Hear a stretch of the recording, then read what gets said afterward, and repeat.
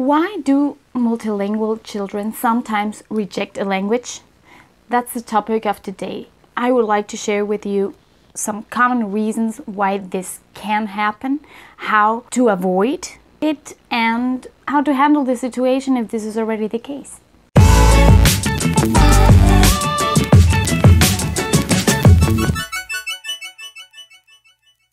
Hello everyone, Andrea here, teacher specialized in languages. Welcome to Multilingual Family, a vlog for cosmopolitan people like you that helps you raise your multilingual child successfully.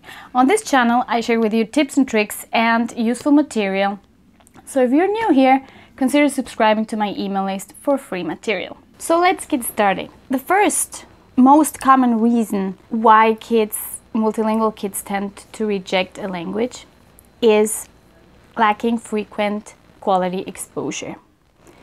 When it comes to multilingual kids, they will always have a language that is stronger than another one. So the weakest languages are normally the ones that tend to get rejected.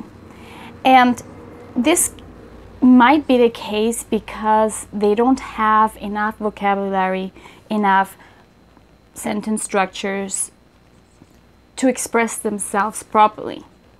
So the first thing that could happen in such a case is that they borrow words from other languages, from the strongest languages. And the second thing that can happen if they really feel insecure in that language is that they reject the language. They can understand what people say, but they reply in another language, in their strongest language. So kids are very pragmatic. They will always look for the easiest path. So if they realize that people around them speak their strongest language, they won't feel the need to make the effort of using the weaker one. This negative effect is also going to be reinforced the more the grown-ups around the multilingual child switch between languages unconsciously. So we don't have to forget, we are models, and what we do in front of the kids is what they are going to learn from us. So the more we switch and take words borrowed from other languages, the more they're going to do it that as well. So not being consistent with one language can lead to rejection because the child at some point might just stick to his strongest language and leave the other one out. Another reason why multilingual children reject a language is shame. Scientists know nowadays that languages that have a low social status tend to be rejected more, are more likely to be rejected by multilingual children. At this point, I can tell you a little story about how I grew up bilingual. I remember when I was about 7 years old, I remember how proud I used to feel when speaking Swiss German to my father. I remember the looks of the people. There were no looks of rejection. People were completely astounded by the fact that I could speak Swiss German. And I felt therefore proud. And that's exactly what you want to aim. You want to make sure that your child feels proud of speaking the languages that you are teaching them or passing your child on. So let's wrap it up a bit. What are 3 things that you can do to prevent rejection?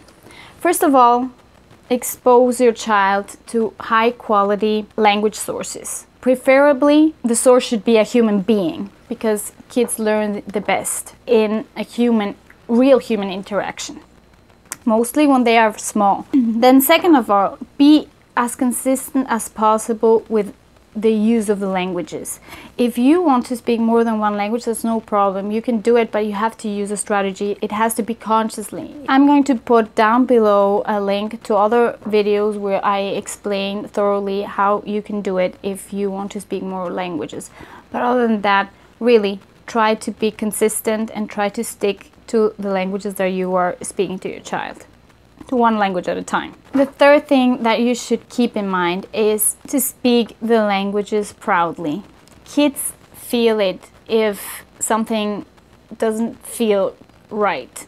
If people feel uncomfortable around him or her speaking a language or if there's any feeling of shame, the child will sense it, and that will lead probably to not wanting to have anything to do with the language. So that's why being proud and transmitting that feeling to the child is essential. Now, what can you do if you're already experiencing rejection? If a child of yours is already not wanting to speak one of the weaker languages in your family? Well, first of all, don't worry too much. It's not the end of the world. You still have a chance. Keep on exposing your child to the target language. Don't you stop. Keep on going. Just because your child doesn't speak to you in a language, doesn't reply in a language, doesn't mean that the child is not learning. So at this point, I want to tell you a little story of professor of Zurich. He told us this story about an Arabic family living here in Switzerland. They spoke the minority language at home, which was Arabic, and the kids spoke Swiss German in school and everywhere else. Well, at some point, the kids started rejecting the language, and the parents were very, very taken aback by that. They were not expecting it, and they were also very sad. They continued using Arabic at home, even though the kids would reply in Swiss German. Years went by, and the parents thought that the kids were not ever going to speak Arabic, although they could understand. Until one fine day, the father heard somebody speaking fluently with no problem Arabic at home. So he went to see where that was coming from. And it was the daughter that was in her room talking to her new boyfriend that also spoke Arabic. So here again, this story I think is lovely because it shows how important it is that the kids feel the need to speak a language. See, these kids knew that the parents spoke German as well, and they understood them if they replied in Swiss German. Swiss German became their strongest language, and therefore they didn't feel the need to use Arabic, which was the weaker language. A lot of years later, when the daughter realized, if I want to have my boyfriend, I need to speak to him Arabic because he doesn't speak Swiss German. There she really felt the real need of speaking and using the language. And it was a wonderful experience for the father to have realized that the children didn't forget the language and that they could speak it as well if they really wanted to. So, question of the day, how do you react, or how would you react if your child rejected the minority language? Please tell me in the comment section. I would love to read your comments. Thank you so much for watching and hanging out with me. Click on the link below to subscribe to my email list, give me a thumbs up and share. This was Multilingual Family. Keep doing a great job and see you next time.